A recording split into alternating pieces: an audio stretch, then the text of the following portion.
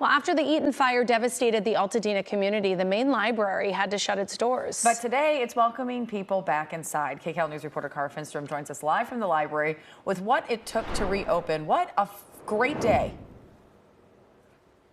It is, and this is really the heart of this community. Many people feared it had burned during the fire, but it survived. And for the past 2 months, they have been cleaning shelf by shelf, getting the more than 70,000 books here ready to check out again, getting the air ducts clean, passing testing. And take a look at this. They've actually brought in some portable water systems so that people can use the restrooms here and wash their hands because the water is still unsafe to drink. Taking all the steps necessary so that folks can come back and come together at the library. And joining us this morning is Dr. Katie Clark. She's on the Board of Trustees. Behind you, you say this is what's known as the living room here. That's exactly right. So this library is a beautiful example of mid-century modern architecture. And when it was designed, this was supposed to be a sort of community living room, and we've always called it that.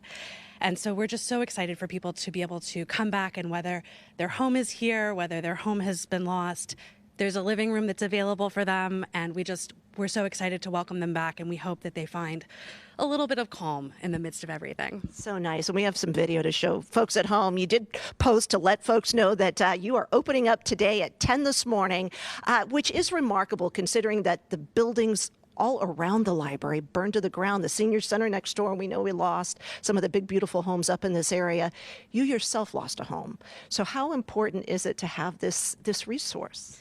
It's miraculous that this library and our other branch library in Altadena survived really in the midst of so much devastation.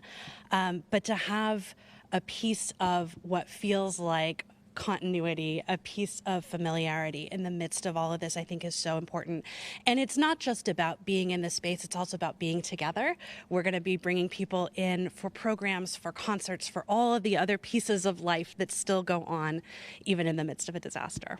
We also have some video of what you had to do. You had to jerry-rig connectivity here in the library because the fiber optic system for 2 miles around burned to the ground. That's exactly right. Obviously, a big need that people have is connectivity and technology, and that cable all burned. So our incredible team of staff here has put together a system that allows us to have internet.